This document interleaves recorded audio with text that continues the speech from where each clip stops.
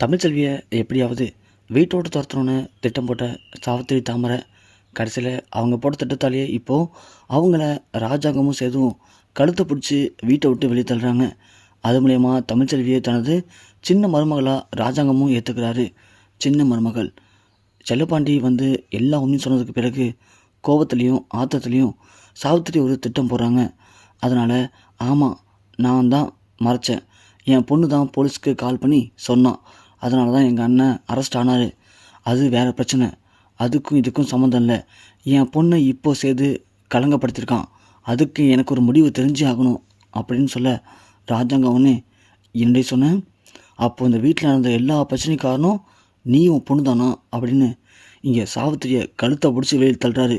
அதேமாதிரி சேது உடனே தாமரையை பிடிச்சி 2 பேரும் சேர்ந்து கொண்டு வந்து எப்படி முன்னாடி தமிழ்ச்செல்வியை இந்த வீட்டை விட்டு கழுத்தை பிடிச்சி வெளியே தள்ளினாங்களோ அதே மாதிரி சாவித்திரியும் தாமரையும் சேது ராஜாங்கமும் வீட்டை விட்டு கழுத்தை பிடிச்சி வெளியே தள்ளுறாங்க. இதுக்கு மேலே இன்னொரு வாட்டி நீ இந்த வீட்டுக்குள்ளே வந்தேன், உனக்கு அவ்வளோதான் சொல்லிட்டேன், சன்னியாசி உயிர் மேலே ஆசை இருந்துச்சுன்னா அவளை அப்படியே போயிட சொல்லு அப்படின்னு ராஜாங்க சொல்லிட்டு உள்ளே வந்துடுறாரு. சன்னியாசியும் இங்கே போன சாவித்திரி, நீ பண்ணது பெரிய தப்பு, ஒழுங்காக இங்கேருந்து போயிடு, இப்போதைக்கு அண்ணன் மூஞ்சி முடிக்காத அப்படின்னு சொல்லிடுறாங்க. சாவித்திரியும் தாமரையும் அழுதுகிட்டு வேறு வழி இல்லாமல் அங்கேருந்து போகிறாங்க. பிரச்சனைலாம் முடிஞ்சிச்சு அப்படின்னு நினைக்கும்போது ஈஸ்வரி, அண்ணன் போலீஸ்க்கு யார் கால் பண்ணி சொன்னா அப்படிங்கிறது தான் இப்போ தெரிஞ்சிருக்கு, ஆனால் சேது மேலே தப்பு இல்லைன்னு இன்னும் நிரூபணம் ஆகலையே என்ன அப்படின்னு ஈஸ்வரி திரும்பவும் அந்த பழைய குண்டையை தூக்கி போடுறாங்க. உடனே தமிழ்ச்செல்வி, இல்லை மாமா, எனக்கு தெரியும் அவரை பற்றி, கண்டிப்பாக அவர் எதுவும் தப்பு பண்ணியிருக்க மாட்டார், இது எல்லாமே பண்ண சூழ்ச்சிங்க தான் மாமா, அதனால் நீங்கள் எதுவும் அவரை தப்பாக நினைக்காதீங்க மாமா, கண்டிப்பாக அவர் தப்பு பண்ணியிருக்க வாய்ப்பே இல்லை அப்படின்னு சொல்லி தமிழ்ச்செல்வி உடனே நம்ம சேதுக்கு சப்போர்ட் பண்ணுறாங்க. அப்பத்தாவும், ஆமாப்பா, சேதுவை பற்றி எனக்கும் நல்லா தெரியும், நேற்று வந்த அவளுக்கே தெரியுதுன்னா நமக்கு தெரியாதா, கண்டிப்பாக சேது அந்த மாதிரி எந்த தப்பும் பண்ணியிருக்க மாட்டான் அப்படின்னு சொல்கிறாங்க. உடனே ராஜாங்கம், ஐயா சேது என்னை மன்னிச்சிடியா, நான் தான் ஒன்று சரியாக புரிஞ்சுக்கல, அவங்க பேச்செல்லாம் கேட்டு பெத்த பிள்ளையவே நான் சந்தேகப்பட்டேன், என்னை மன்னிச்சிடியா அப்படின்னு சொல்கிறாங்க. அது மட்டும் இல்லை, இத்தனை நாள் இந்த வீட்டுக்கு நீ தான் துரோகம் பண்ணிட்ட அப்படின்னு ஒன்று நாங்கள் எவ்வளவோ தண்டிச்சிட்டோம், ஆனால் இருந்தும் கூட நீ எங்கள் வீட்லேயும் என் பையன் மேலே இந்த அளவுக்கு நம்பிக்கை வச்சுக்கிறத பார்க்கும்போது எனக்கு ரொம்ப பெருமையாக இருக்குமா, என்னை மன்னிச்சிருமா அப்படின்னு சொல்ல தமிழும் ஓடி வந்து, ஐயோ என்ன மாமா பேசுகிறீங்க, என்ன பெரிய வார்த்தைலாம் பேசுகிறீங்க, அதெல்லாம் ஒன்றும் இல்லை மாமா அப்படின்னு சொல்லி இங்கே தமிழ்ச்செல்வியும் ராஜாங்கத்திட்ட பேசுகிறாங்க. உடனே ராஜாங்கம், இத்தனை நாள் தமிழ்ச்செல்வி எதுக்கு ஆசைப்பட்டாங்களோ அதே மாதிரி தமிழ்ச்செல்வியை கையை பிடிச்சி சேதுக்கிட்ட கையில் கொடுத்து 2 பேரும் இனிமேல் எந்த பிரச்சனையும் இல்லாமல் சந்தோஷமாக வாழுங்கம்மா அப்படின்னு ராஜாங்கமே சொல்கிறாரு. அதை கேட்டு இங்கே தமிழ்ச்செல்விக்கும் சேதுக்கும் சந்தோஷம் தாங்கலை. அப்படி செய்து எல்லாரும் முன்னாடியும் தமிழ்ச்செல்வியை கட்டி பிடிச்சிக்கிறாரு. இங்கே ஒரு பக்கம் பார்த்தா ஈஸ்வரிக்கு சித்ரா போஸ் 3 பேருக்கும் வயிறுலாம் எரியுது. ஐயோ என்ன இது, கல்யாணத்தை நிப்பாட்டினா இதுங்க 2 ஒன்று சேர்ந்துச்சுங்களே, கல்யாணம் நடந்துச்சுன்னா அவள் அழும்பு தாங்க முடியாதுன்னா கல்யாணத்தை எப்படியாவது நிப்பாட்டிடலான்னு நினச்சோம், கடைசியில் கல்யாணத்தை நிப்பாட்ட போய் இப்போது இது 2 ஒன்று சேர்ந்துருக்கு.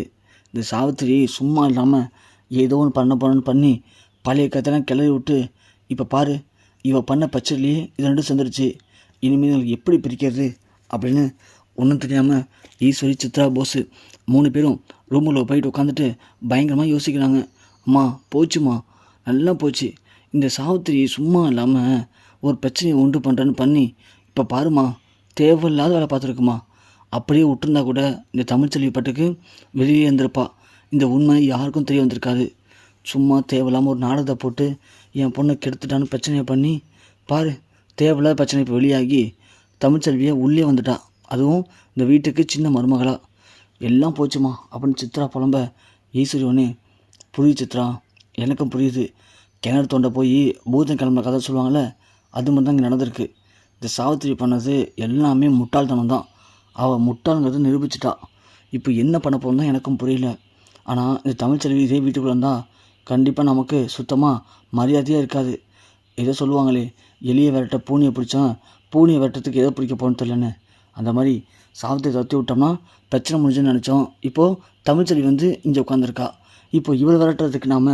என்ன பண்ணுறது அப்படின்னு கேட்க போஸ் ஒன்று, அம்மா அதெல்லாம் அப்புறம் இருக்கட்டும், என்ன முறை வீட்டில் கொண்டு வாமா, வெளியில் இருக்கவெல்லாம் வீட்டில் வந்துட்டா, இப்போது நான் மட்டும் தான் வெளியில் இருக்கேன் அப்படின்னு போஸ் சொல்கிறான்.